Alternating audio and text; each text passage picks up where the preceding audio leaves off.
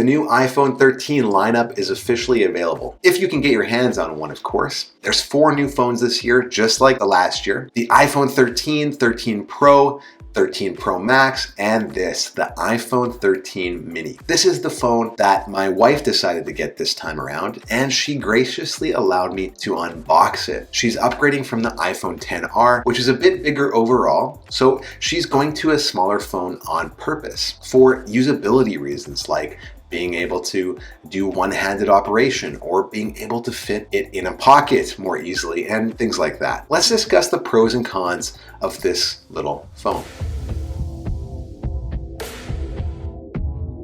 The mini line was introduced last year with the iPhone 12 lineup. It introduced a new concept to the iPhone. Previously, there have been smaller phones sold alongside the bigger ones, for example, the iPhone SE. The issue there was that the SE isn't as powerful or feature-rich as the larger phone. It just seemed like if you wanted a smaller iPhone, you would need to compromise in some major way. But last year, the iPhone 12 mini was equipped with the same processor and camera systems as its larger counterparts. Apple received a lot of praise for this move for considering folks who want a smaller phone with as little compromise as possible. However, as you might expect, there's still some slight differences between the 13 and the 13 mini. The iPhone 13 mini, as its name indicates, is the smallest of the lineup. It measures 131 by 64 by 7.6 millimeters, compared to the standard 13, which measures 146 by 71 by 7.6 millimeters. So the thickness of the two devices is the same, but the height and width are different. One benefit of being smaller is the fact that it's lighter, of course. The 13 mini weighs just 140 grams versus the 13, which is 173 grams. The first thing you'll notice right away is the screen size and the just general size of the phone. Like, this thing looks and feels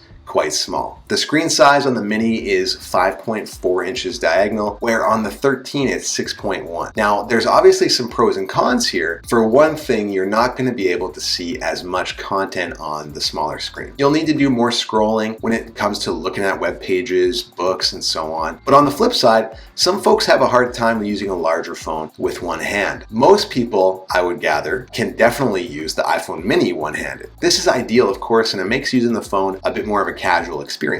The battery is also smaller on the mini simply because of, physics. It's smaller phones, so you have a smaller battery. You get some battery usage back though, because it doesn't have to power such a large screen, but you still need to power the same components otherwise. So according to Apple's specifications, you can get up to 17 hours of video playback on the mini versus 19 hours on the standard 13. One very slight advantage of the mini, the resolution is 2340 by 1080 versus 2532 by 1170 on the 13, and that works out so that the mini has a pixel density of 476 pixels per inch versus 460 on the 13. Is that something anyone is going to notice? No, but we'll chalk it up as a point for the mini. Lastly is the price. The iPhone 13 mini is naturally just a bit cheaper because you don't have to buy as much phone. The iPhone 13 mini starts at $949, whereas the iPhone 13 starts at $1099. I don't think most people should make their entire decision based on price, of course, but it's a nice side benefit to choosing the mini. But that's where the differences in these phones end. In fact, they have more similarities than differences. In this year's generation of iPhones, Apple hasn't done anything that's completely revolutionary, of course, but they have continued the march forward for innovation. There's lots of debate about which phone or brand is really the best. However, there's a few areas that Apple clearly exceeds in. First is design. The current generation of iPhone have a really great design. All 4 of the phones in the lineup look similar with the square edge and the glossy back. This is pretty subjective,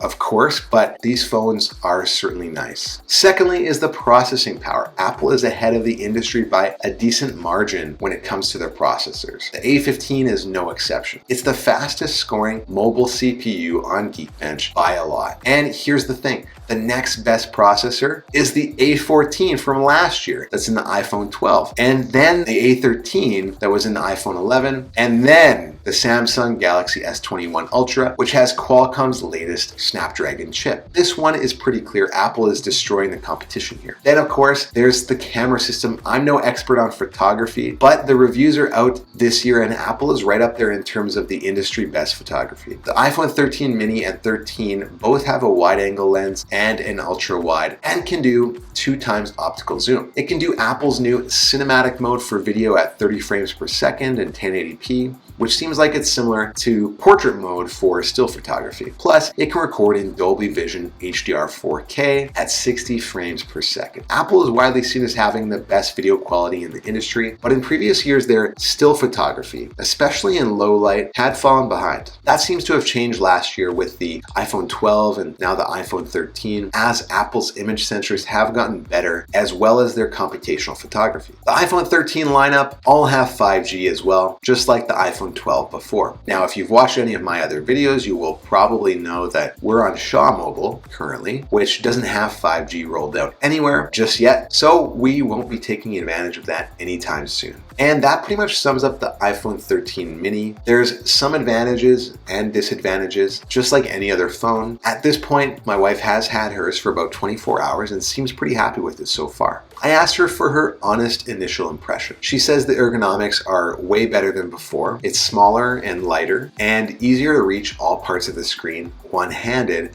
without any awkward stretching. She says she's had no issues with the smaller screen. It probably helps as well that the overall screen quality is better than the iPhone XR she had before. And she's pumped that it fits in her pockets, and the square shape is also grippier than her previous phone, which had the rounded corners. And so that's a nice perk as well. Does that mean it's the right phone for you? Well, you'll have to determine that for yourself. Hopefully this video helps though. Thanks for watching, and if you stuck around until now, click that like button so that more people can find this content. And of course, subscribe for more Technology Paul so that you can get my new videos into your feed whenever they're uploaded. Thanks so much. We'll see you in the next one.